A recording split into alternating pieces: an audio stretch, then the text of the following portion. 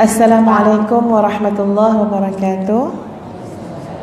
Innal hamdalillah nahmaduhu wa nasta'inuhu wa nastaghfiruh wa na'udzu billahi min shururi anfusina wa min sayyiati a'malina. May yahdihillahu fala mudilla lahu wa may yudlil fala hadiya lahu. Ashhadu an la ilaha illallah wa ashhadu anna Muhammadan 'abduhu wa rasuluh. Allahumma salli ala Sayyidina Muhammad wa ala ali Sayyidina Muhammad, amma ba'd. Terlebih dahulu terima kasih kepada kekanda pengerusi majlis, yang Ustazah hormati pengerusi Masjid At-Taqwa daerah Banting, dan seluruh ahli jawatan kuasa, yang Ustazah hormati para asatizah, ibu-ibu, ayah-ayah, kakak-kakak, adik-adik, anak-anak sekalian. Assalamualaikum warahmatullahi wabarakatuh. 3 kali bagi salam sekarang ni kan? Ya, alhamdulillah. Terlebih dahulu kita rafakkan kesyukuran kepada Allah Azza wa Jalla atas pertemuan kita pada petang ini, tuan-puan sekalian.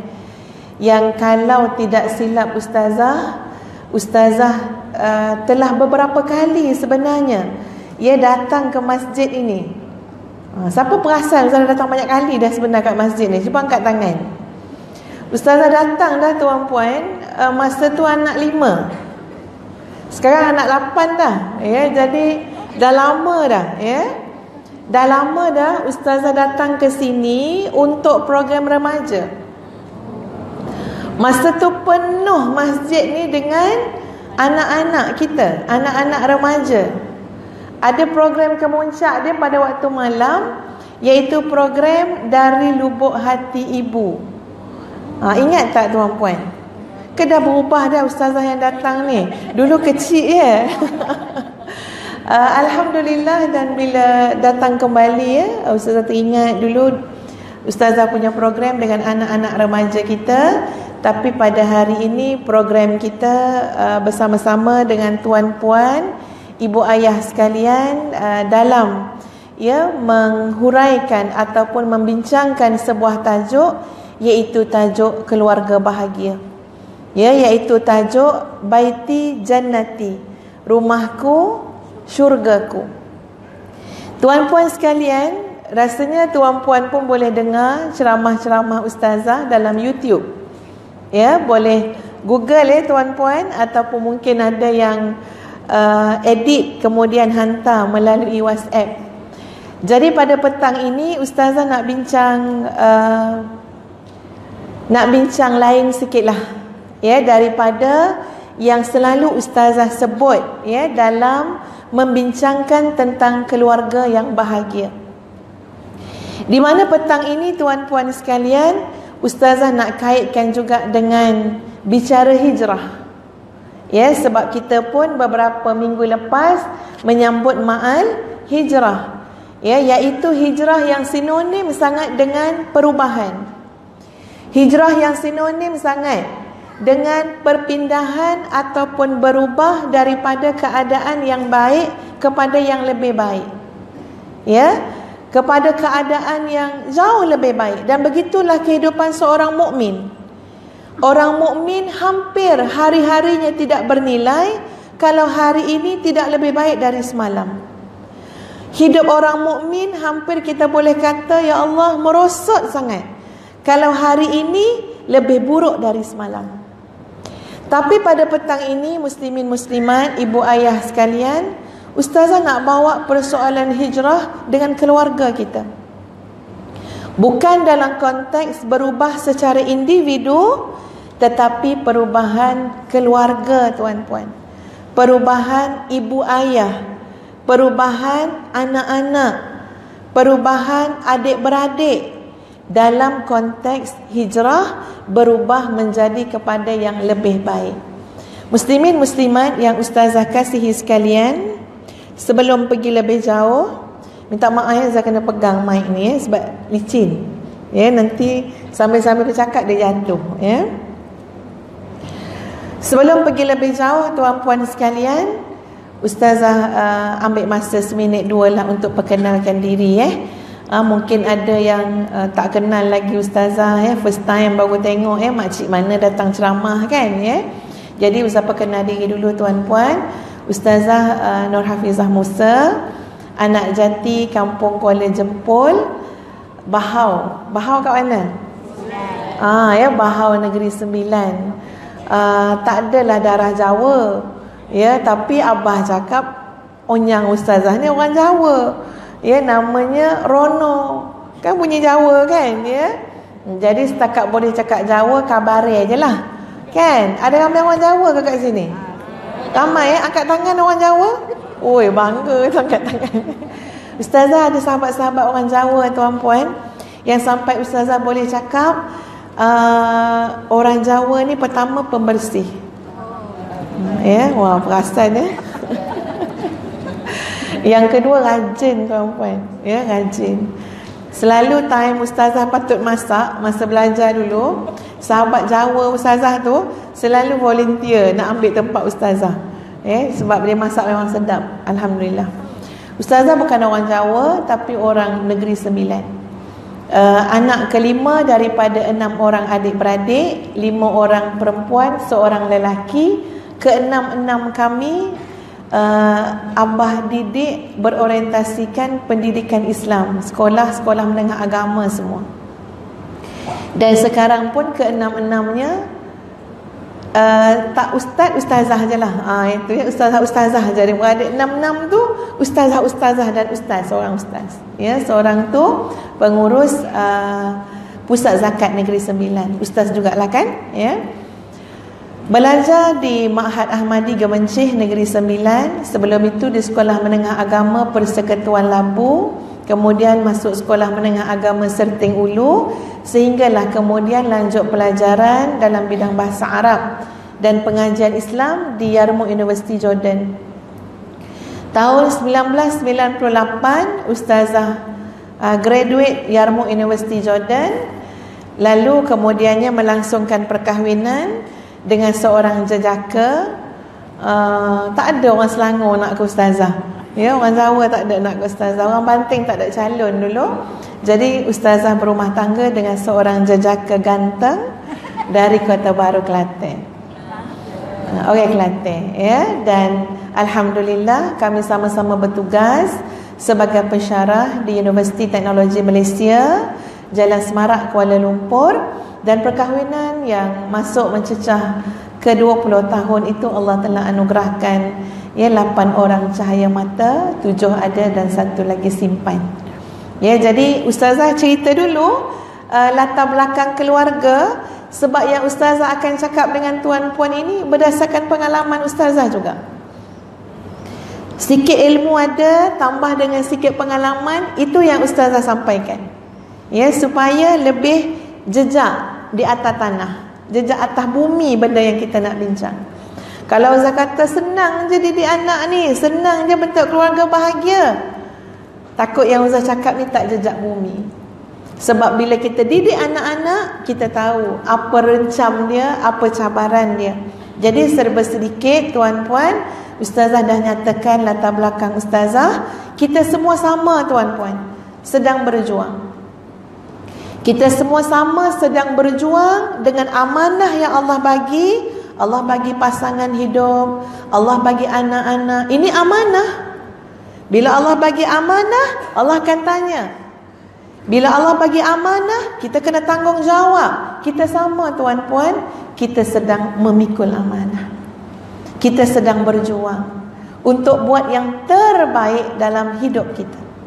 Apapun yang pertama sekali, Ustazah nak gambarkan tuan-puan betapa perlunya kita hijrah, betapa perlunya kita berubah, betapa perlunya kita buat refleksi, muhasabah keluarga kita. Sebab ayat yang Ustazah nak cakap ialah kita sudah jauh ketinggalan. Setuju tak makcik-makcik, kakak-kakak? Kita dah jauh ketinggalan ni, setuju tak?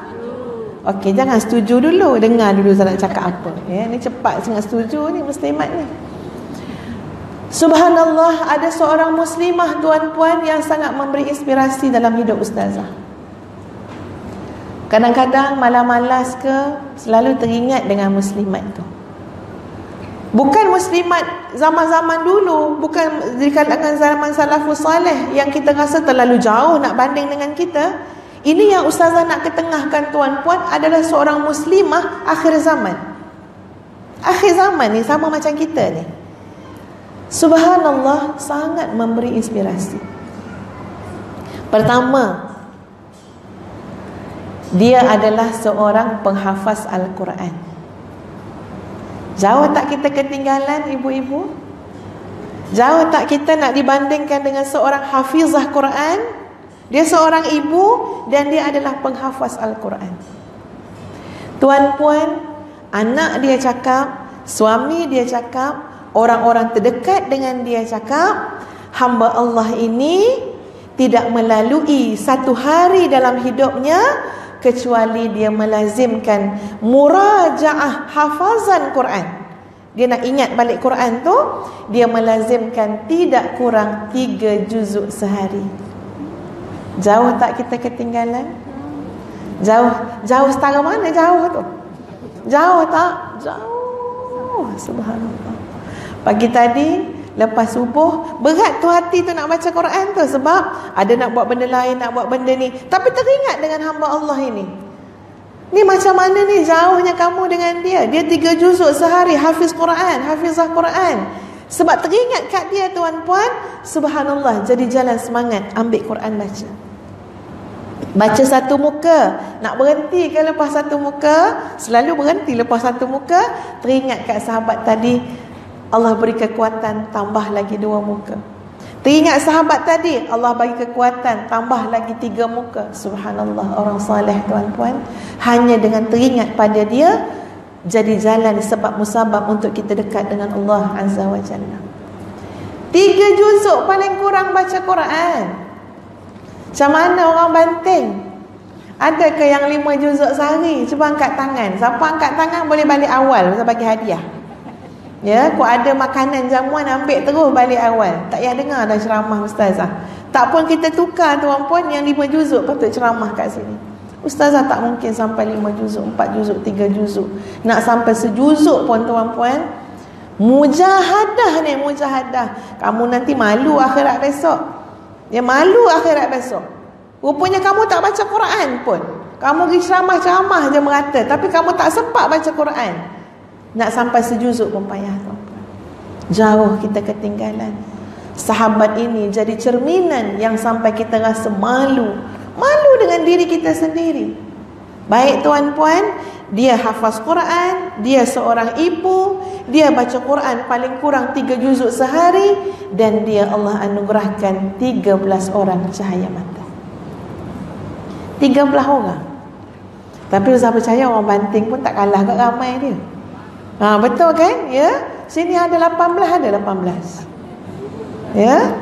Subhanallah, 13 orang anak hafaz Quran tu tuan-puan, 13 tu hafal Quran. Masa ustazah dengar tentang beliau tuan-puan, ustazah kata, ya Allah, hebatnya hamba Allah ini. Dan jauh lebih baik daripada itu, tambahan daripada apa yang telah kita sebut, beliau bukan suri rumah tangga semata-mata, bukan. Kita mungkin boleh cakap, yelah ustazah dia duduk rumah je, apa kerja dia nak buat? Dia baca Quran lah.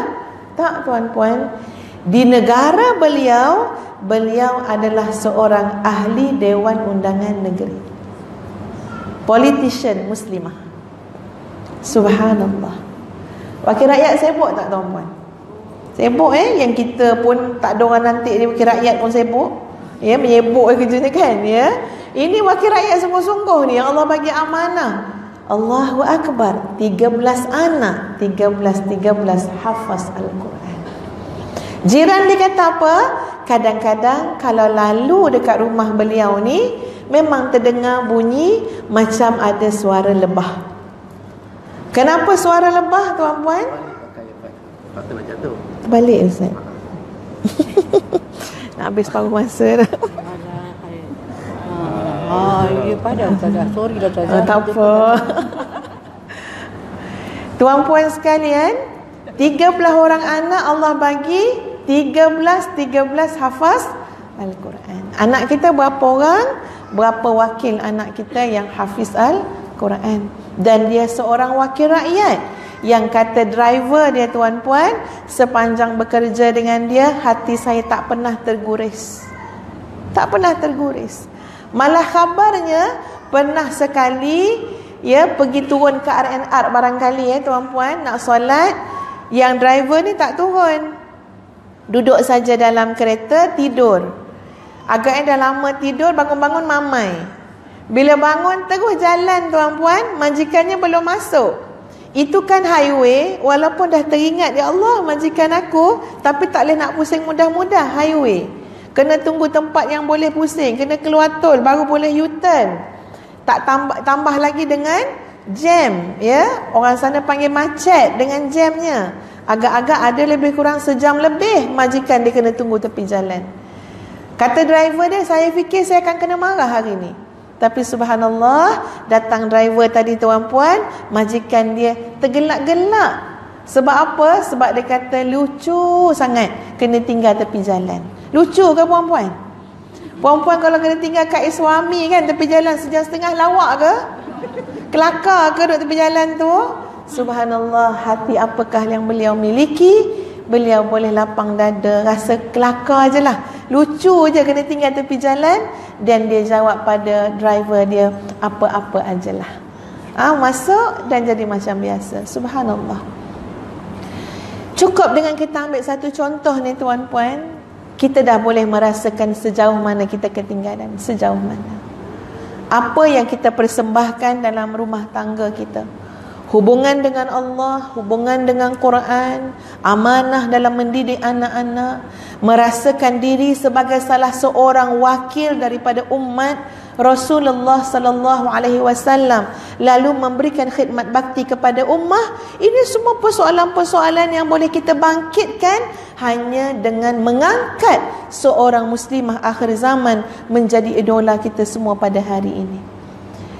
Dan kita patut tahu juga, tuan-puan, Allah sangat menyayangi beliau.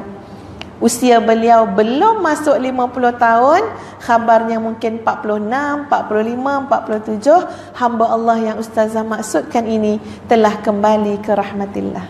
Dah meninggal dah, tuan-puan. Sebab tu berani nak sebut. Dah meninggal dah, Allah sayang beliau. Tinggallah 13 orang anak, tinggallah rakyat jelata, Allah sayang beliau, Allah dah ambil dah. Pada satu hari yang khabarnya anak dia bawa kereta, tapi anak tu mengantuk, terbabas, aksiden, dan meninggallah hamba Allah yang Ustazah cakap tadi, ibu kepada 13 orang cahaya mata yang semuanya menghafaz Al-Quran, dan dia sendiri menghafaz Quran masa walaupun sangat sibuk, tapi masanya untuk Quran paling kurang 3 juzuk sehari. Jadi hari ni kita tengok, tuan-puan, apa yang kita buat? Apa yang kita buat? Ini Ustazah pun tanya diri sendiri juga. Aku buat apa? Aku buat apa? Apa yang kita buat sesuai dengan apa yang kita akan tuai. Apa yang kita tanam sesuai.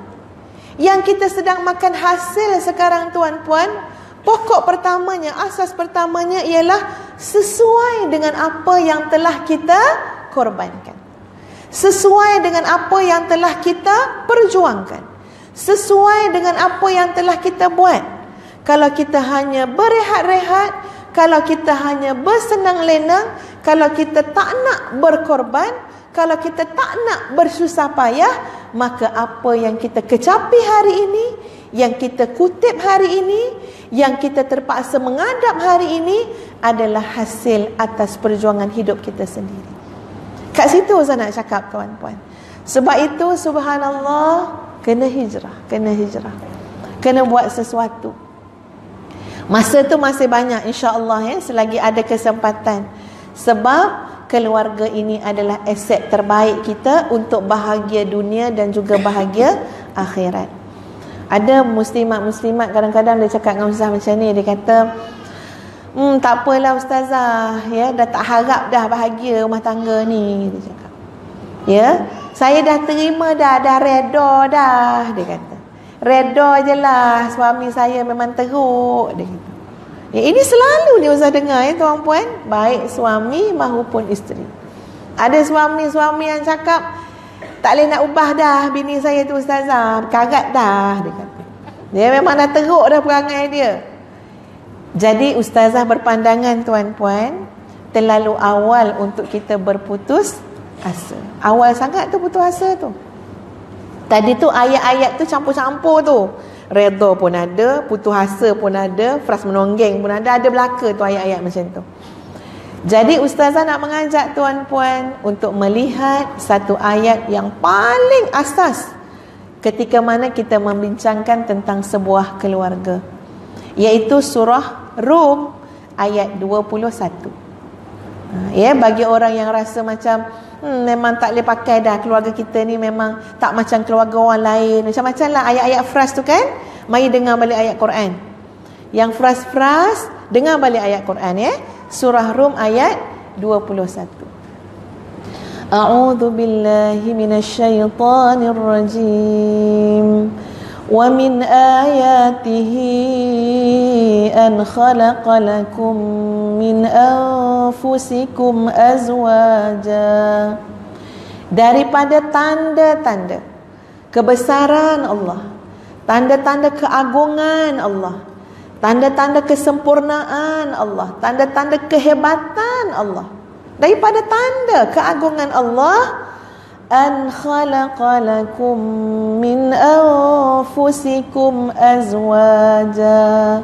Allah jadikan daripada diri kamu, daripada golongan kamu, anfusikum, daripada diri kamu, azwaja, pasangan-pasangan hidup.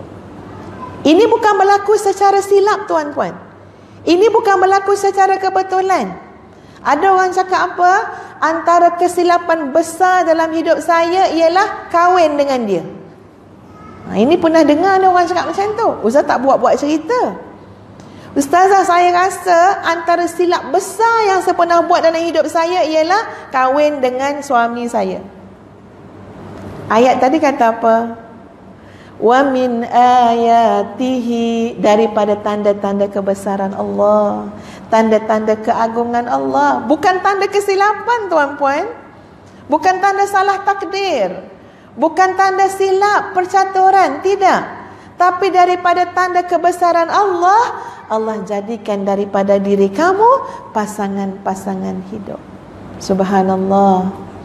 Boleh tak kita bersyukur dulu tuan-puan, bahawa pasangan kita itu adalah kurniaan terbaik daripada Allah. Betul kan? Pasangan kita itu adalah kurniaan terindah daripada Allah. Pasangan kita itu adalah, kalau tengok pasangan kita tu, balik rumah ya kakak tengok suami, kenapa macam tu sangat tengok tu? Yelah tanda-tanda kebesaran Allah. Macam tu. Semangat tu ya, syukur. Bukan silap tuan-puan, tak silap. Tapi saya tak bahagia Ustazah. Tetap tidak silap. Cari jalan bahagia.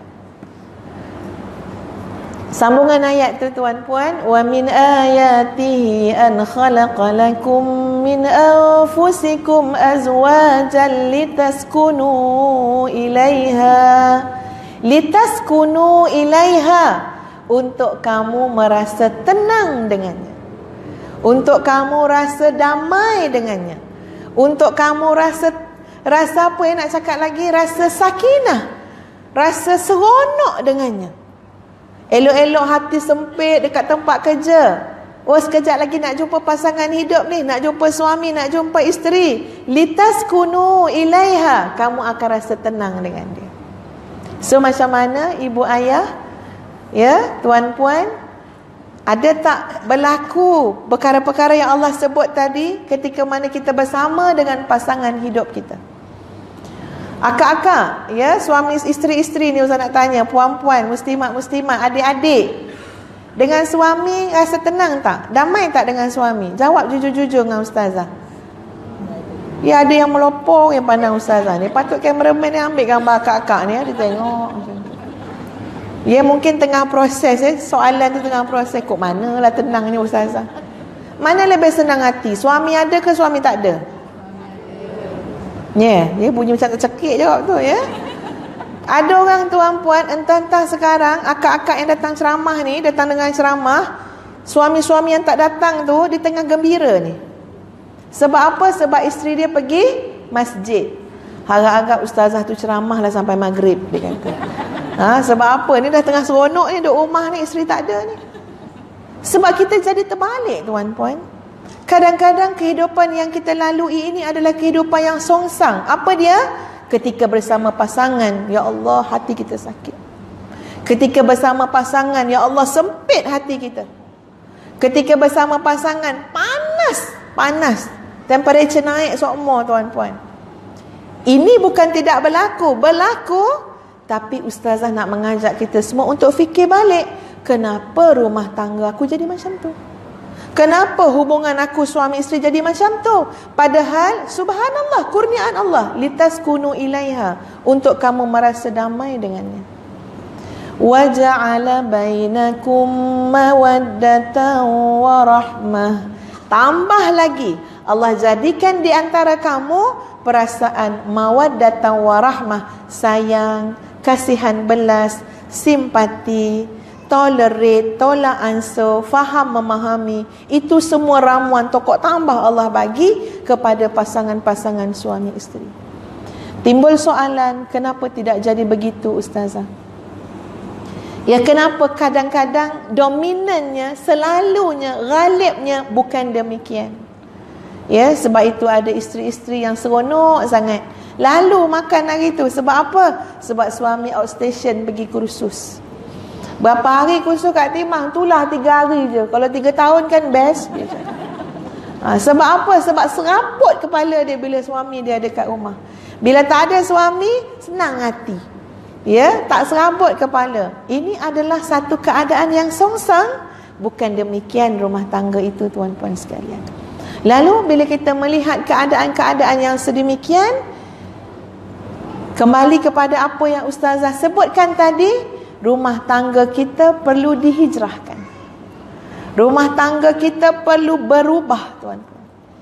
Rumah tangga kita perlu di-upgrade, diberikan penambahbaikan, supaya kita nanti tidak susah ketika mana berdiri di hadapan Allah, Allah tanya dengan seluruh amanah yang telah Allah berikan.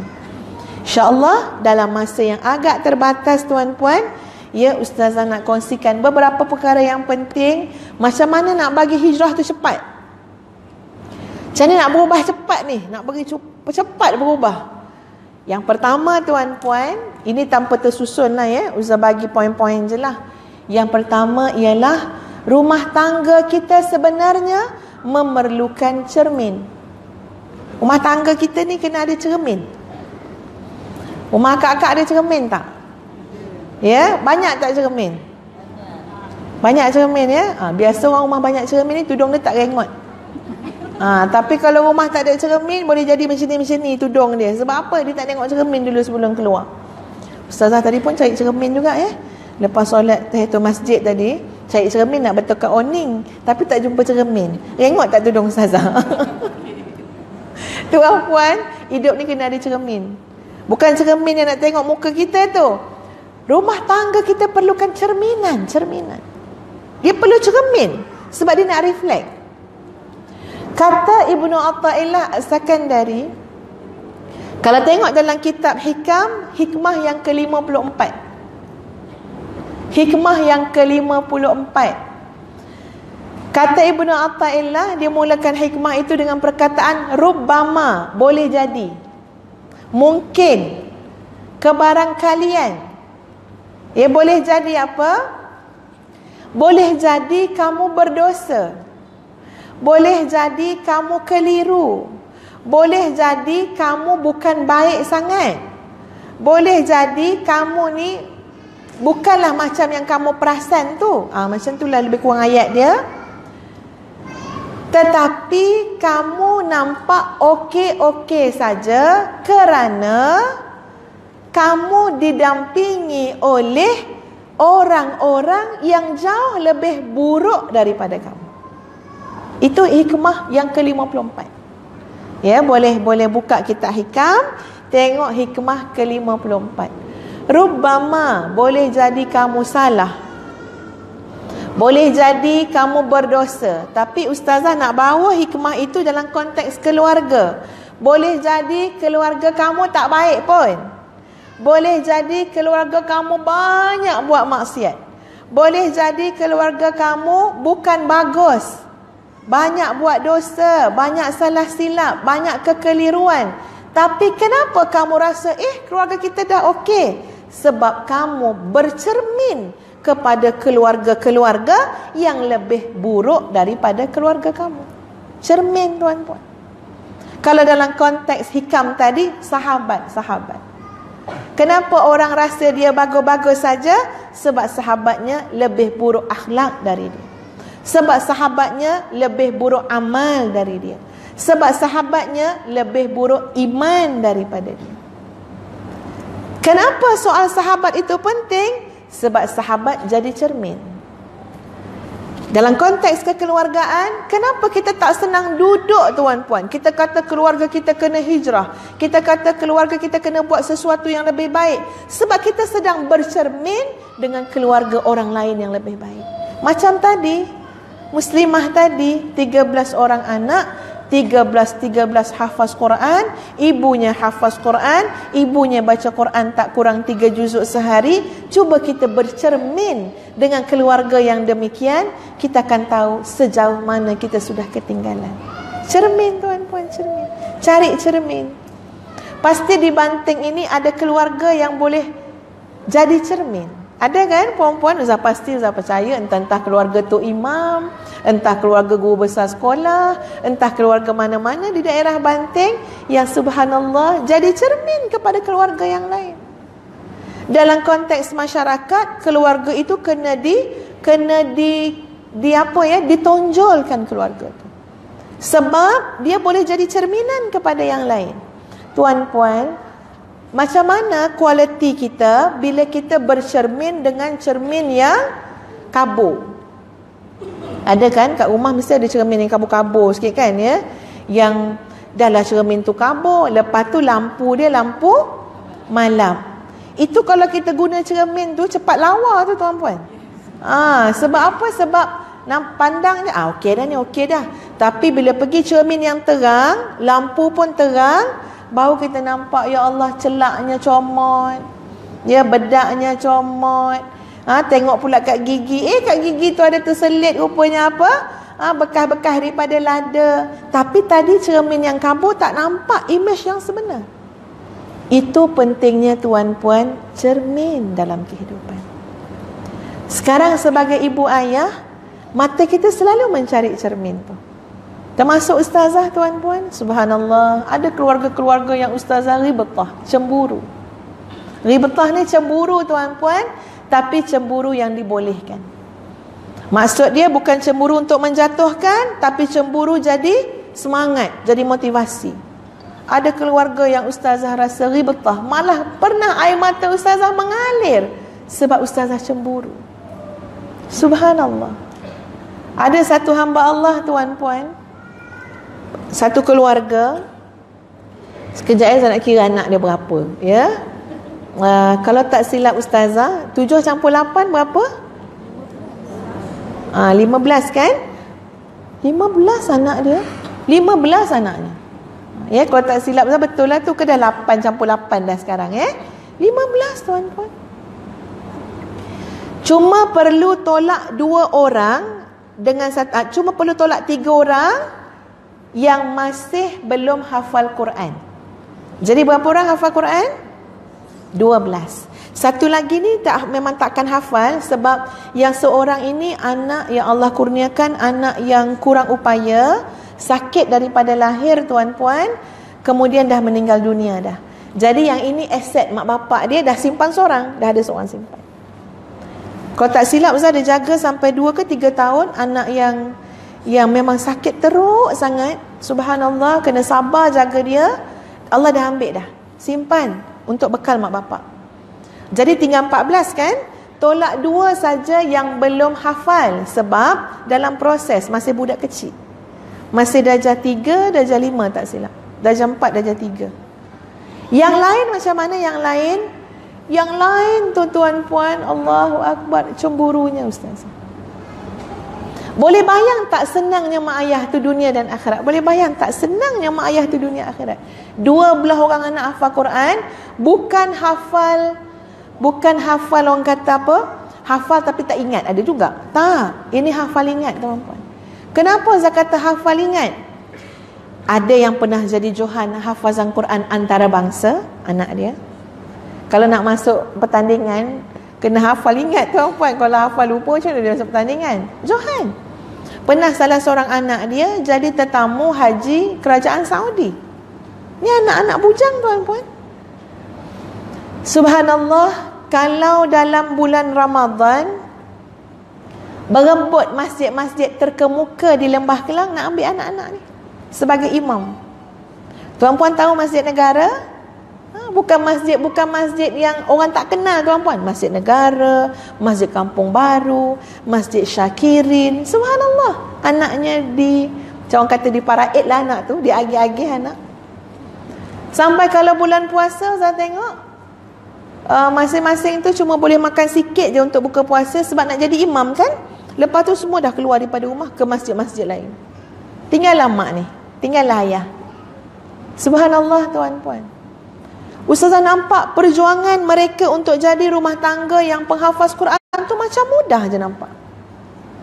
Allah bagi anak-anak tuan-puan suara sedap-sedap, lunak-lunak. Kalau dengar jadi imam, cairlah. Mak ayah cair, mak saudara cair, datuk nenek cair belaka duduk belakang tu. Sebab apa? Sedap baca. Anak-anak dah dihantar bertemu dengan guru-guru, syekh-syekh untuk apa? Betulkan bacaan Quran biar sesuai. Betul bacaan ikut kiraat-kiraat yang banyak tu. Subhanallah, diberi ilmu. Ustazah orang jauh yang melihat terasa hati senang. Rasa qurrat a'yun, sedap hati tengok. Senang hati. Yang pandai taranum pun ada. Subhanallah, tak main-main dengan Quran. Memang ada ilmu dengan Quran. Anak perempuan beliau tuan-puan ambil syahadah, dah hafaz Quran. Tapi sekarang nak ambil syahadah supaya mantap hafalan. Bila sebut syahadah tuan-puan, dia kena baca 30 juzuk Quran dengan secepat-cepatnya tanpa berhenti. Hanya berhenti untuk solat, makan ataupun qada hajat. Yang lain straight baca 30 juzuk hafal Quran. Alhamdulillah, anak perempuan beliau baru-baru ni dapat, kalau tak silap ustazah, daripada pukul 4 petang sampai 11 malam straight 30 juzuk baca hafazan. Berhenti solat, berhenti makan, sikit masuk makanan dengan berhenti untuk qada hajat. Bayang tuan-tuan. Ustazah tengok, Allahu Akbar. Cermin. Kena cari cermin yang betul.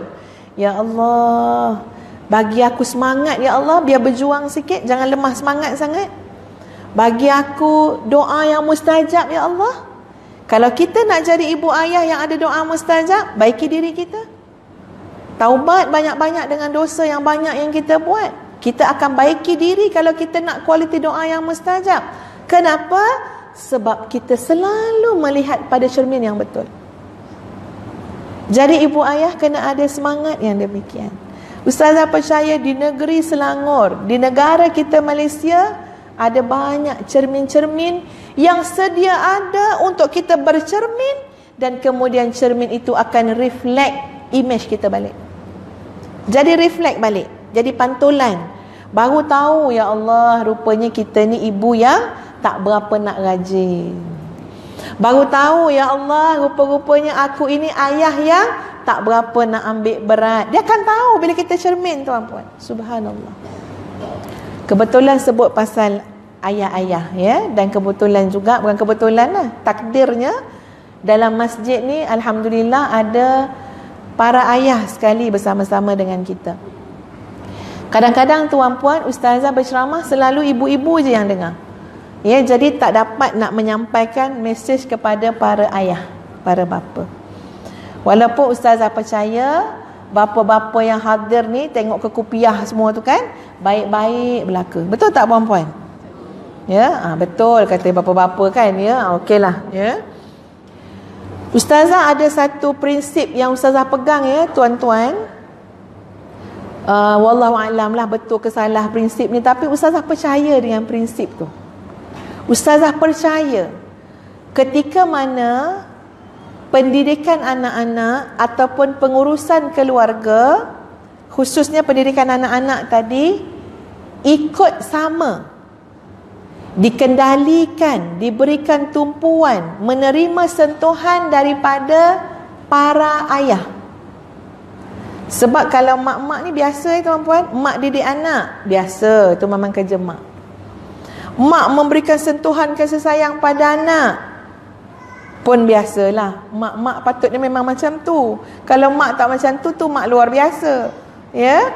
Kalau mak penyayang, itu memang sepatutnya. Itu ibu-ibu memang penyayang sepatutnya. Tapi bila ayah ikut sama dalam didik anak-anak, ayah ikut sama sentuhan kasih sayang pada anak-anak, ustazah mempercayai, ustazah meyakini, insya-Allah anak-anak itu akan jadi jauh lebih baik. Nah, itu yang ustazah percayai, tuan-tuan. Itu yang ustazah yakini, sesuai dengan pengalaman yang ustazah lalui. Sesuai dengan pengalaman, sesuai dengan apa yang ustazah lihat. Sebab, minta maaf tuan-puan, ustazah bawakan contoh. Ustazah adalah anak yang bukanlah baik sangat tuan-puan, tapi sentuhan kasih sayang dan juga tumpuan pendidikan yang kita dapat daripada seorang ayah, tanpa menafikan ibu memang sudah sepatutnya, ia memberikan kesan yang terlampau besar dalam diri ustazah dan adik-beradik yang lain. Terlampau besar tuan-puan, bukan sikit-sikit, terlampau besar. Sampai hari ni tuan-puan, ustazah selalu merasakan, kalau aku tidak jadi orang baik, kesian ayah aku. Sampai hari ni umur dah tua tuan-puan, dah dah 40 lebih ya. Dah 42 tahun. Kalau lewat semayang, dia link kepada siapa tahu? Pada ayah. Kalau ayah aku tahu aku lewat semayang, malu dengan ayah. Jangan cakap malu dengan Allah, memang dah tentu dah malu dengan Allah. Tapi Ustaz kata malu dengan abah. Tak padan abah didik dengan agama, tak padan abah bagi kasih sayang, tak padan abah pagi petang siang malam mendoakan anak dia. Nah, ni anak dia seorang ustazah semayang lewat. Malu dengan abah. Sebab apa? Sebab segar tuan-puan, sentuhan didikan dia masa kita kecil tu. Subhanallah. Sebab tu Ustaz boleh meyakini seorang ayah bila dia turut sama didik anak-anak, beri kasih sayang pada anak-anak, itu adalah sentuhan ajaib tuan. Tanpa menafikan mak-mak tu memang kerja mak, memang kerja mak. Yang mak yang pelik tu kalau dia tak didik anak tu pelik mak tu. Ya? Tapi ni ayah turut sama, ayah turut sama. Dan Ustaz tengok tuan-puan, macam mana kalau rumah tangga kita kan, bila suami kita, contoh lain ni contoh, bila seorang suami hari tu dia tak pergi kuliah, maknanya dia free kan masa tu, tak ada kuliah maghrib. Selalu ustaz ada kuliah maghrib. Hari tu ustaz free kan, Abi memang tak ambil kuliah maghrib malam ni sebab Abi nak dengar anak-anak baca Quran. Anak-anak excited tuan-puan, riang anak-anak tu. Dia daripada kecil kan, daripada kecil riang. Abi tak pergi masjid lah hari ni, Abi tak pergi ceramah lah hari ni. Masing-masing tak sabar nak bawa ni Rehal dengan Al-Barki, Qiraati Quran. Sebab apa? Baca depan mak tu dah biasa, tapi kali ni nak baca depan ayah. Kali ni nak dapat pujian daripada ayah. Subhanallah. Dan itu yang ustazah lalui tuan-puan daripada kecil, sentuhan kasih sayang. Ya, sekali lagi Ustaz cakap tuan-puan, Ustaz bukan baik pun. Daripada dulu pun tak baik, sekarang pun bukan baik pun. Dulu memang tak baik betul. Nakal tuan-puan masa kecil-kecil. Tapi alhamdulillah, satu anugerah yang paling bernilai yang kami ada adalah ibu dan ayah. Terlalu bernilai. Bayangkan saja tuan-puan, setiap fasa anak-anak dalam pendidikan, abah lazimi untuk istikharah tiap-tiap fasa. Nak masuk sekolah ke, nak ambil bidang apa, apatah lagi bila nak bertemu jodoh. Nak bertemu jodoh ni, ayah tu tolong istikharah sekali. Anak dah istikharah, abah istikharah. Sebab apa? Sebab ini tanggungjawab, amanah. Ada tuan-puan ni cerita nak membuktikan lah ya macam mana sentuhan ayah ya Allah subhanallah. Ustazah macam remaja-remaja lain lah zaman-zaman dulu kan. Dia lahir tahun 75 macam tu. Lepas tu anak kampung kan. Kampung betul. Ambil apa ni peperiksaan UPSR, batch pertama UPSR ustazah dulu. Ada 4 subjek ke 3 subjek je masa tu. Alhamdulillah dapat semua A. Ya. Masa tu memang Allah mudahkan, senang dapat A, tak ada tuition mana-mana pun. Allah mudahkan belaka. Jadi untuk seorang anak kampung dapat A, senang dapat masuk boarding school sebab kita sekolah luar bandar. Jadi ada sekolah agama boarding school yang pada masa tu tak banyak sekolah agama boarding school. Alhamdulillah ustazah dapat masuk sekolah tu. Jadi abah tak perlu istikharah kan? Sebab apa? Boarding school kan? Ya, sekolah asrama penuh masuk. Bila masuk sekolah asrama penuh, anak kampung ni tuan-puan, dia jadi macam culture shock. Dia jadi macam panik sekejap. Sebab dia bertemu dengan ramai yang sebaya dengan dia. Ya, dalam kelas ustazah tu ramai juga orang Kuala Lumpur. Ustazah ni orang Jempol, orang Negeri Sembilan. Jadi kita ni kalau dengar orang duduk Kuala Lumpur kan, ya Allah, kita bayang memang hebatlah dia punya taraf hidup tu kan. Sekarang tahu dah orang Kuala Lumpur tu apa ya. Pasal Ustaz duduk Kuala Lumpur sekarang ni ya. Ya Allah, hebatlah. Jadi macam seronok kawan dengan orang KL ni. Sampai hujung-hujung bulan Ustaz tak nak balik rumah sangat. Dia jadi nak ikut kawan ke rumah kat KL tu. Walaupun bila Ustazah pergi kat KL tu, Ustazah terkejut rumah lebih kecil daripada rumah Ustazah. Puan-puan tahu tak yang rumah setinggan kerinci? Duk mana? Duk Kuala Lumpur. Dia kata kan ya.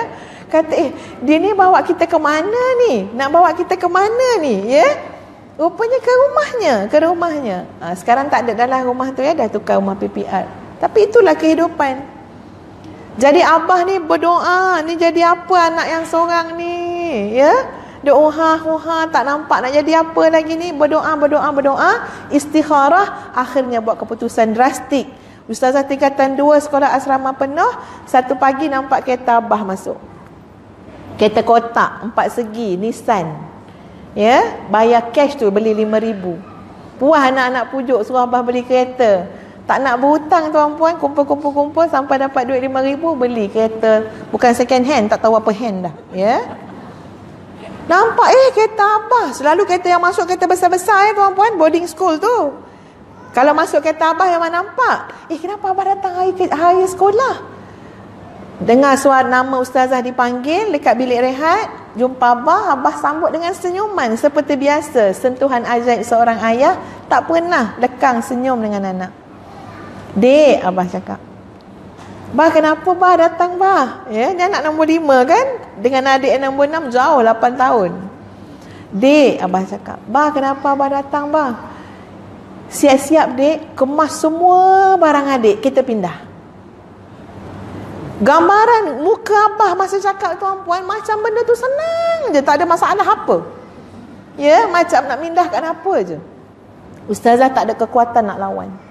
Walaupun saya kata kenapa bah, pindah dek, ada yang lebih baik insya-Allah. Bukan sekolah tu tak baik, tapi abah istikharah untuk ustazah mungkin tidak baik. Ada yang lebih baik barangkali. Sekolah dengan abah aja dek. Sekolah dengan abah kat mana tahu sekolah abah? Sekolah menengah agama ... Ulu. Ada ulu kat ujung dia. Jadi boleh bayang dia punya jauh beza boarding school dengan sekolah tu. Tapi sekarang sekolah tu dah sangat maju alhamdulillah. Jadi ya Allah tuan-puan, kena keluar daripada sekolah. Cikgu-cikgu semua kata, kenapa pindah? Tak tahu nak jawab apa, sakit kot kata macam tu. Ya. Ustazah 2 minggu tuan-puan berkurang dalam bilik gelap, tak nak buka lampu.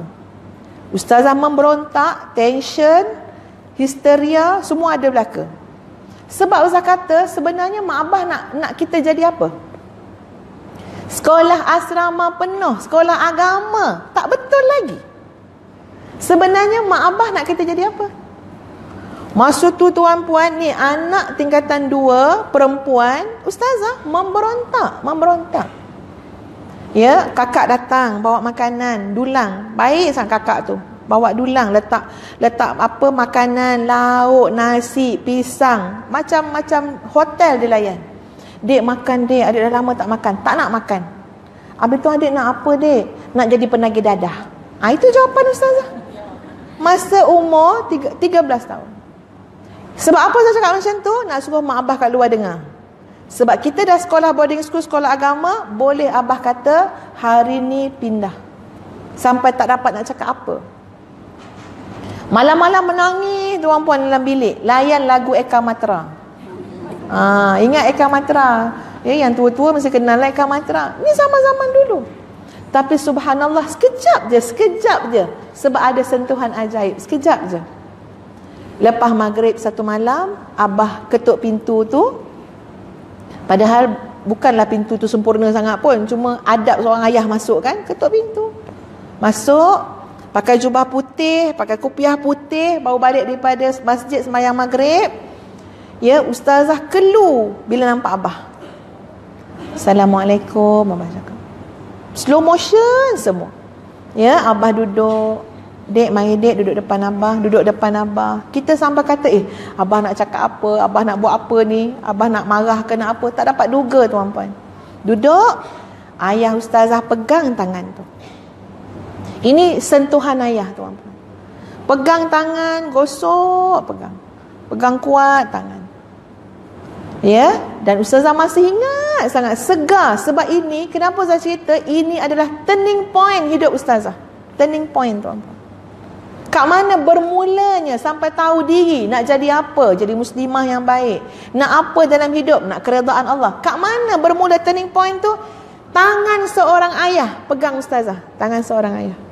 Gosok. Pandang abah dek, abah cakap. Ustaz pandang. Perkataan pertama yang saya ingat abah kata apa? Abah minta maaf. Abah minta maaf.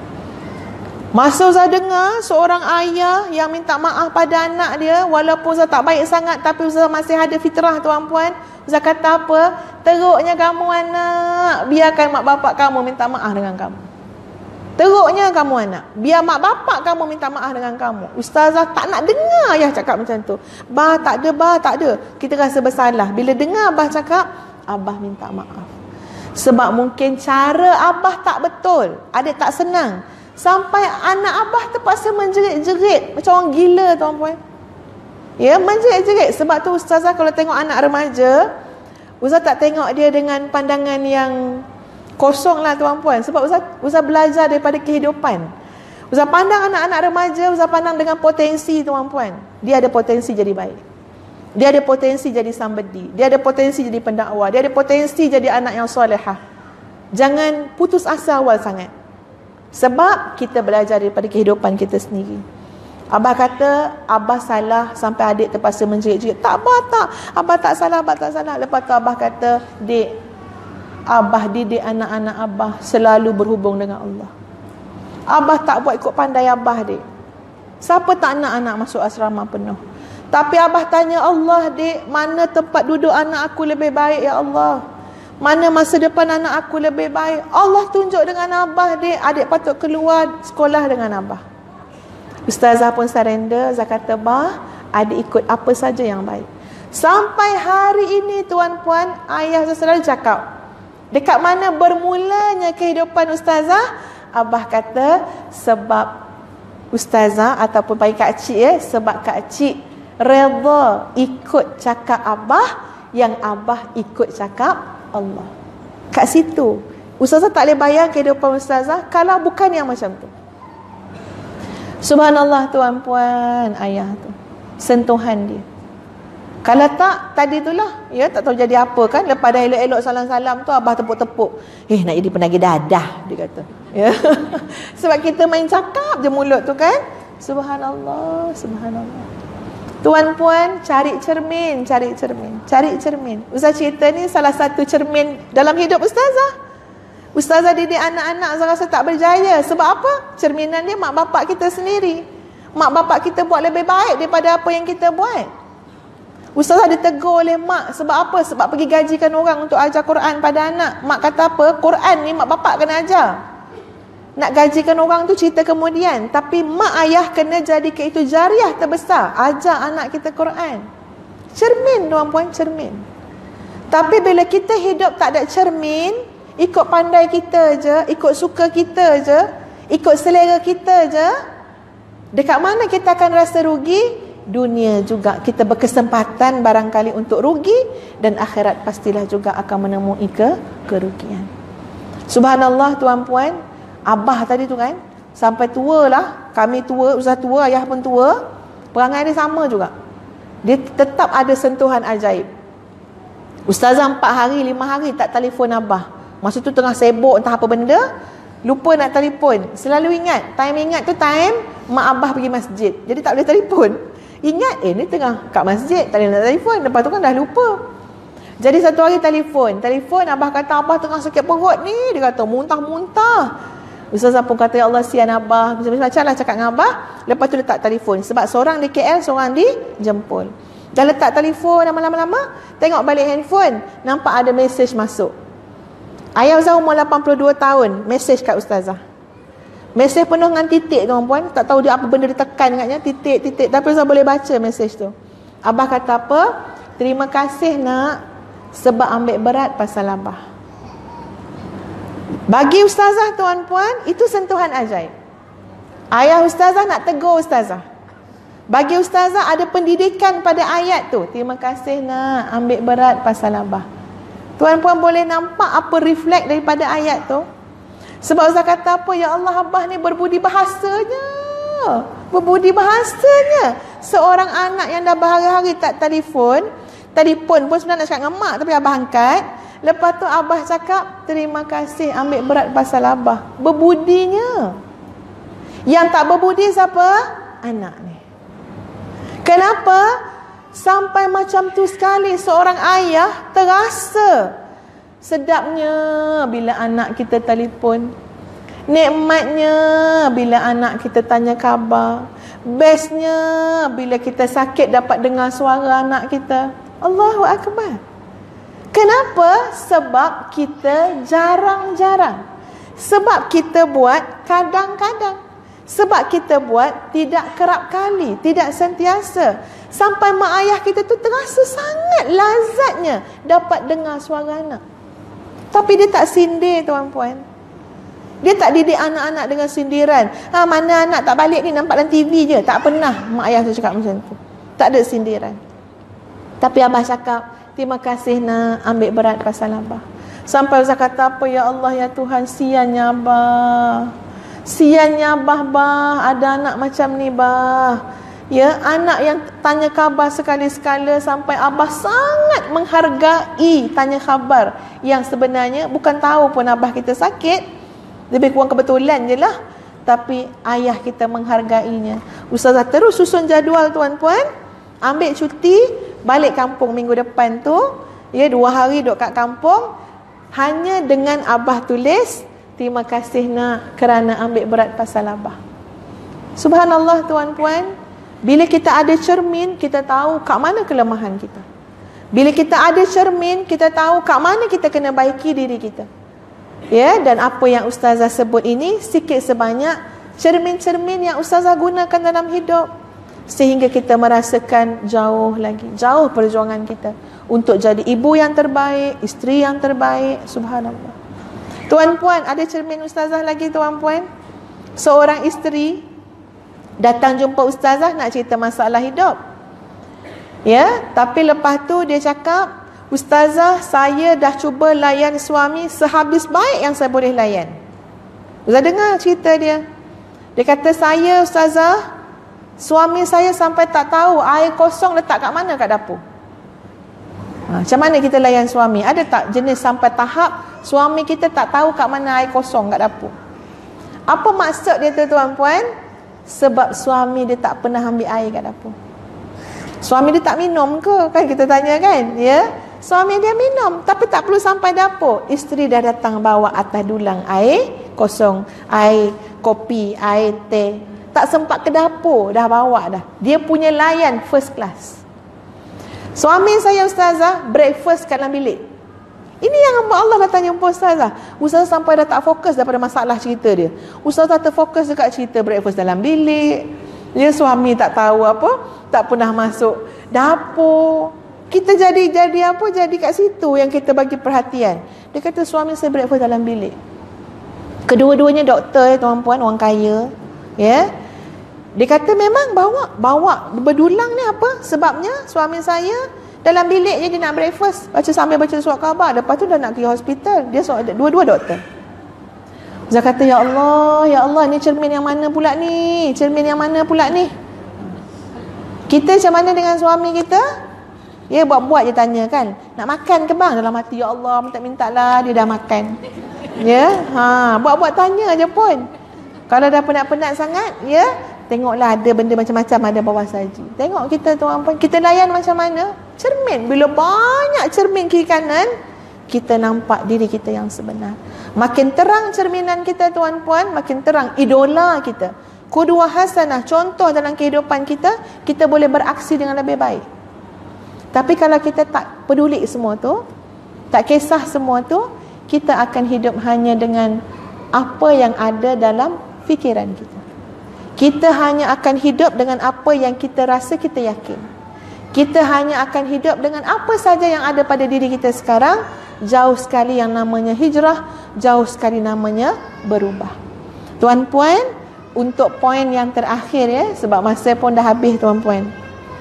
Untuk poin yang terakhir, selain daripada cerminan dalam rumah tangga, ialah kesungguhan kita untuk mewujudkan qalbun salim, ya, hati yang sejahtera dalam rumah tangga. Sebenarnya wallahu alam lah, ustazah sebagai ibu tuan-puan, ibu-ibu ni dia banyak mata, betul tak? Yang mata dia banyak walaupun dia tak memandang secara tepat, tapi dia tetap nampak. Itu ustazah rasalah, mak-mak, ayah-ayah pun sama. Ustazah tak suka pandang, kadang-kadang ustazah tak pandang anak tu tepat, tak pandang anak tu macam ni, tak. Ujung-ujung mata tuan-puan, tapi ustazah boleh bercakap dengan diri sendiri. Maksud dia, ya Allah, ada benda lagi ni nak kena nasihat anak ni. Dia tak pandang direct. Sebab anak-anak ni kalau kita cik pandang dia kan dia kata, tu ada lah yang salah lagi tu. Dia kata kan, ya. Jadi kita pun pandai-pandai lah juga, ya. Tak naklah bagi dia stres. Kita pun kadang-kadang macam hujung mata, tapi sebenarnya duduk kat sini. Ni ada lagi tak kena ni. Maknanya ada benda lagi. Kadang-kadang bendanya tuan-puan, apa yang Ustaz maksudkan ialah bila sebut, dia termasuk dah cerita qalbun salim apa semua. Sebab daripada hati yang sejahtera, dia bentuk sikap. Dan kita sebagai keluarga, kita menyumbang pada masyarakat. Anak-anak kita jadi ahli masyarakat. Itu sumbangan besar kita tu. Dan subhanallah, berapa banyak akhir zaman ini kita berdepan dengan sikap-sikap yang buruk.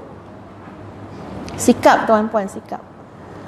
Ustazah pergi dekat jabatan. Ada satu jabatan lah. Jangan tanya kat mana apa semua Dia takkan cakap lah, kecuali dipaksa, ya. Dah lama lah cerita ni tuan-puan, ya. Tak nak terlalu spesifik sangat cerita detail, nanti orang agak-agak pula kan. Dan Ustaz rasa benda ni banyak berlaku di mana-mana juga. Kalau kita berurusan dengan mana-mana jabatan, jabatan, nanti kita akan nampak macam mana sikap orang dalam melayan klien dia, customer dia. Ada hamba Allah ni, Ustaz duduk kat tepi tu, Ustaz ada urusan Ustaz lama kena duduk dulu. Jadi datang orang lain, foreigner tuan-puan, warga asing, tapi boleh cakap Melayu sikit-sikit. Jadi dia berurusan dekat kaunter. Hamba Allah yang bekerja ni, 2-3 orang dalam pejabat tu, dia bukan datang dekat kaunter, dia cuma menjerit-jerit daripada jauh. Nak apa? Dia tanya dekat orang ni. Ustazah dekat kan dengan laki-laki tu, Ustazah nampak dia macam malas nak jawab nak apa, sebab jauh sangat. Dia pun cakap perlahan je, dia cakap. Lepas tu semua soal jawab daripada jauh-jauh, bertempik-tempik, menjerit-jerit. Sampai Ustaz rasa patutnya tulis dekat jabatan tu, budaya kerja dia pertama jerit-jerit. Baru kita boleh terima, sebab dah tulis budaya kerja. Kalau tulis budaya kerja mesra, tiba-tiba menjerit-jerit, payah nak terima. Ustazah cuma rasa malu tuan-puan sebab dia bukan warga Malaysia. Dia bukan warga Malaysia. Ustazah rasa malu sebab macam ni. Saya fikir satu je, kalaulah itu suami saya, suami kita mungkin akan cakap dengan dia, dia cakap elok-elok sikit. Akak pun tak cakap dengan suami akak macam tu, terketengking daripada jauh. Kalau tu ayah kita pun cakap janganlah cakap macam tu, kesian ayah kita ya. Seolah-olah macam orang ni tak ada satu kehidupan ya, kita layan-layan macam tu je. Ketika tu tuan-puan, ustazah rasa kalau ada mikrofon, ustazah nak berceramah terus kat situ. Tapi orang tak jemput time tu kan ya. Sebab apa? Sebab ya Allah ya Tuhan, tolonglah, ajarlah sikap yang baik di mana-mana tuan-puan. Tapi ingat, semua tu mula daripada rumah. Semua tu mula daripada rumah ya tuan-puan. Tanpa usah menafikan, pasti mata-mata lain pun melihat kepada keluarga kami juga. Itu cabaran hidup kami lah pula. Ya, kita buat setakat yang boleh, serah pada Allah. Mesti mula daripada rumah, daripada sekolah, daripada masyarakat yang kecil, bawa sampai tua tuan-puan. Jadi ustazah rasa bersalah kan, cakap dengan lelaki tu, tuan daripada mana, ambil hati dia balik kan, padahal kita ada kaitan pun dengan tempat kerja tu. Tuan daripada mana? Dan alhamdulillah dia dapat cakap, maknanya dia melayan kita tu dengan baik. Dan dia bukan sembarang orang tuan-puan. Ada maknanya dari segi pendidikan ada PhD lagi. Yang kita jerit macam tu. Allahu akbar. Tapi ustazah lihat benda ni tuan-puan, dekat mana punca dia? Kenapa susah nak ubah sikap orang? Nak ubah sikap anak-anak, nak ubah sikap suami, nak ubah sikap itu, payah nak ubah sikap. Kita pernah digemparkan juga, viral dengan apa? Dengan masalah kebersihan. Yang itu duduk dalam sampah, yang ini duduk dalam sampah, yang itu duduk rumah bersepah, terpaksa panggil macam-macam orang tolong. Tanpa ustazah menafikan mungkin ada isu-isu lain tak sihat dan sebagainya, tapi sebenarnya memang parah masyarakat kita tuan-puan dengan isu kebersihan. Tengoklah yang buang sampah merata-rata berapa ramai. Kalau dekat kampung yang ustaz duduk tu tuan-puan, nak masuk tempat ustaz duduk tu, macam-macam tulisan dah ada kat dinding tu supaya tak buang sampah. Semua tulisan ustaz tengok, semua ada juga sampah. Walaupun dia kata siapa buang sampah kat sini dia orang gila, tetap ada sampah. Jangan buang sampah di sini, denda RM400, lagi banyak sampah. Cuma ada sekali ustaz lalu, ustaz tengok sampah tak ada. Tulisan tu dah bertukar lain. Dia tulis apa? Siapa buang sampah kat sini aku santau, dia tulis. Yang itu tak ada sampah tuan-puan. Mentaliti orang Melayu kita nampak bab-bab santau ni dia takut ya. Macam tu ke sikap kita nak kena bentuk dengan sampai santau-santau ke? Nak ubah sikap? Allah Akbar. Tak tahu nak cakap lah yang ni. Ustazah nak kaitkan dengan dekat mana nak jentik kesedaran supaya berubah. Yang namanya sikap. Ada satu poin tuan-puan, mudah-mudahan menjadilah tips ni mudah-mudahan, iaitu dengan setiap orang dalam hati masing-masing, qalbun salim, hati yang sejahtera, hati yang penuh sedar, merasakan bahawa dirinya adalah wakil, adalah duta kepada umat Rasulullah sallallahu alaihi wasallam. Tanam dalam hati. Jangan kata suka hati akulah nak buat macam mana. Tak suka hati tuan-puan, tak suka hati. Kenapa? Kita adalah wakil, duta kepada umat Rasulullah sallallahu alaihi wasallam. Jangan main suka hati je. Suka hatilah nak apa? Nak mengumpat ke, suka hatilah nak jerit-jerit ke, suka hatilah nak buat akhlak buruk ke. Orang yang main suka hati ni sebab hati dia tu sebenarnya tak suka pun. Ya, sebab dalam hati tu tidak tertanam satu perasaan, satu kesedaran bahawa kita semua ini mewakili umat Rasulullah sallallahu alaihi wasallam. Malu tuan-puan bagi pihak umat Nabi. Malu. Kalau kita selalu membawa diri sebagai wakil umat Nabi. Agak-agaklah akhirat besok, selama hidup kita jaga diri, kita jaga penampilan, kita jaga akhlak, kita jaga hati, sebab kita tahu kita mewakili, kita duta kepada umat Rasulullah sallallahu alaihi wasallam. Agak-agak akhirat besok, Nabi kenal tak kita agak-agak? Agak-agak lah. Kalau macam itulah kehidupan kita, Ustazah percaya insya-Allah tuan-puan Nabi kenal kita. Ustazah percaya, husnuzan, yakin Nabi terima kita sebagai umat Rasulullah sallallahu alaihi wasallam. Tapi sebab tidak ada iliman itu dalam hati, ya, jadi kita tak rasa malu-malu untuk bawa diri seperti mana yang ada je lah. Biarlah teruk ke, buruk kelakuan ke, kubur masing-masing, kita cakap. Tak. Kita umat Nabi tuan-puan. Nabi diutuskan, innama bu'ithtu liutammima makarimal akhlaq. Satu package, maknanya memang jadi sebab pengutusan Nabi SAW untuk menyempurnakan akhlak yang mulia. Subhanallah. Macam mana dalam rumah tangga akhlak buruk, dalam masyarakat akhlak buruk, dalam bernegara ke, tak kira lah atas muka dunia ni, kita menggambarkan akhlak yang buruk. Kita siapa? Kita adalah umat Rasulullah sallallahu alaihi wasallam. Rasul kita, Nabi kita diturunkan, diutuskan dengan tujuan apa? Selain daripada untuk mengajar tauhid kepada Allah, innama bu'ithtu liutammima makarimal akhlaq. Tapi semua ni tuan-puan bergantung kepada soal hati. Sebab itu saya kata qalbun salim. Dengan anak-anak pun kita sebut, ingat elok-elok nak, kita ni umat Rasulullah sallallahu alaihi wasallam. Dan sebenarnya memang jalan ya untuk kita dekat dengan Allah tidak boleh tidak, mesti melalui pintunya juga adalah pintu yang berkait dengan Rasulullah sallallahu alaihi wasallam. Menjadikan Nabi contoh teladan, ingat pada Nabi, ikut syariat yang Nabi bawa, itu semua jalan nak dekat dengan Allah Azza wa Jalla. Selalu ingatkan anak-anak. Dan kita ingat diri sendiri juga.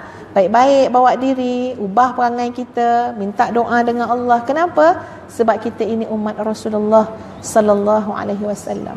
Dan ustazah akhiri tuan-puan dengan sebuah doa yang ustazah harap lebih menguatkan perasaan kita untuk rasa diri kita adalah umat Nabi, iaitu doa untuk seluruh umat Rasulullah sallallahu alaihi wasallam.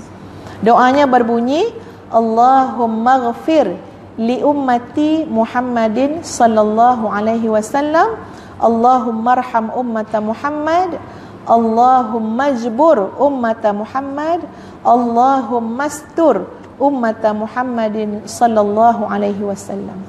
Ya Allah, ampunkanlah umat Nabi, kasihanilah, sayangilah umat Nabi, tolonglah umat Nabi, dan tutuplah keaiban umat Rasulullah sallallahu alaihi wasallam. Kalau ini jadi doa kita, kita selalu akan merasakan kita adalah wakil, kita adalah duta kepada umat Rasulullah sallallahu alaihi wasallam. Itu bahan-bahan yang baik insya-Allah tuan-puan untuk bawa ya kepada misi hijrah keluarga kita, daripada yang sudah baik menjadi kepada yang lebih baik insya-Allah. Jadi itu saja yang dapat ustazah sampaikan pada tengah hari dah, petang dah ya. Ya, pada petang ini terima kasih sangat pada pihak masjid ya, kepada para guru, ibu ayah yang sudi mendengar ya bicara ustazah pada petang ini. Yang baik pastinya daripada Allah, yang kurang itu adabnya dinisbahkan kepada diri ustazah sendiri. Ya, jadi dengan itu aqulu qawli hadza astaghfirullahal azim li wa lakum. Assalamualaikum warahmatullahi wabarakatuh. Tuan-puan, sikit ustazah bagi makluman ya. Ustazah mengharap sangat, memang ke mana-mana ustazah pergi pun ustazah minta doa lah.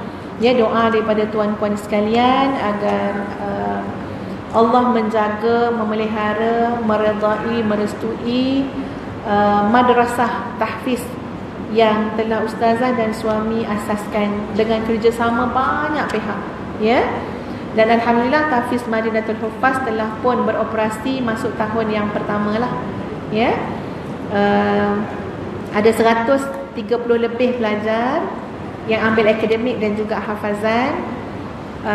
Bila berlaku peristiwa kebakaran tahfiz ya, dan sebagainya, banyak yang kami juga harus belajar ya. Jadi upgrade lagi segala macam yang boleh bomber datang sekolah, di BKL datang, banyak pihak yang datang untuk tolong, alhamdulillah. Jadi macam-macam tuan-puan yang kita perlukan ya untuk memenuhi keperluan-keperluan menjaga amanah dengan lebih baik. Walaupun kami dah cuba buat sehabis yang mampu dah ya. Kalau buat bangunannya dah berjuta, 2 juta lebih bangunan saja ya, dengan segala prasarana. Apa orang nak kita cuba buat. Ya, belajar pun dalam aircon dah. Ya anak-anak tu bagi segala yang boleh bagi. Ya, biar senang-senang anak-anak yang nak jaga Quran ni ya, sebab kita tahu kerja mereka berat, amanah mereka berat. Dan sekarang dalam fasa yang kedua, sebab asrama tak cukup untuk menampung permintaan yang sangat tinggi. Ya, penat dengar mak ayah merayu-rayu ni. Untuk tahun depan hanya boleh buka untuk pelajar puteri sahaja tingkatan 1. Sebab asrama lelaki tak boleh lagi dah menampung. Jadi kami dalam pembinaan untuk fasa yang kedua, tanahnya sudah ada berdekatan, beli bukan diinfakkan, dengan harga hampir 2 juta beli tanah. Dan sekarang dengan pembangunan fasa kedua yang maknanya memakan belanja tuan-puan banyak juta belaka lah ya. Allah Akbar. Kita buat je lah ya, usahakan je. Jadi ustazah bukan nak sumbangan ya tuan-puan. Nak sumbangan tu boleh juga ya. Tapi ustazah nak doa. Kalau nak bagi sumbangan silakan, tapi ustazah nak doa. Ustazah percaya dengan doa tuan-puan. Ya, ketika mana kami mengasaskan tahfiz yang fasa pertama, yang datang menolong itu adalah orang yang kami tidak sangka-sangka. Seorang makcik tua datang, naik kereta pun kereta buruk. Tiba-tiba bagi cek RM500,000. Ada yang datang naik kereta besar, ada orang kaya datang, tapi lepas datang dia kata apa? Tak apalah, saya dah tolong sekolah lain. Ada juga. Jadi kita tak tahu tuan-puan siapa yang akan tolong. Jadi ustazah bukanlah kata sumbangan semata-mata, tapi ustazah mohon doa agar Allah jaga, Allah pelihara, agar anak-anak ini menjadi aset ya, generasi yang soleh dan solehah. Dan ustazah bawa juga ada satu buku zikir doa ya, zikir munajat. Asalnya ustazah buat untuk kegunaan sendiri, himpunkan zikir-zikir munajat syekh kepada Imam Syekh Ibnu Athaillah As-Sakandari. Lepas tu bila hari lahir suami, hadiah kat suami. Hari lahir kawan, hadiah kat kawan. Semua bagi feedback bila baca zikir tu, ya Allah, hati tenang.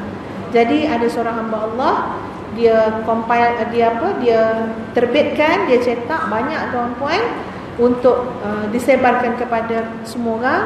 Cuma permohonan beliau supaya menjadi sumbangan kepada tahfiz dengan harga RM10. Jadi boleh dapatkan kat luar masjid. Dan itulah sikit sebanyak sumbangan kita sama-sama. Wallahu a'lam. Assalamualaikum warahmatullahi wabarakatuh.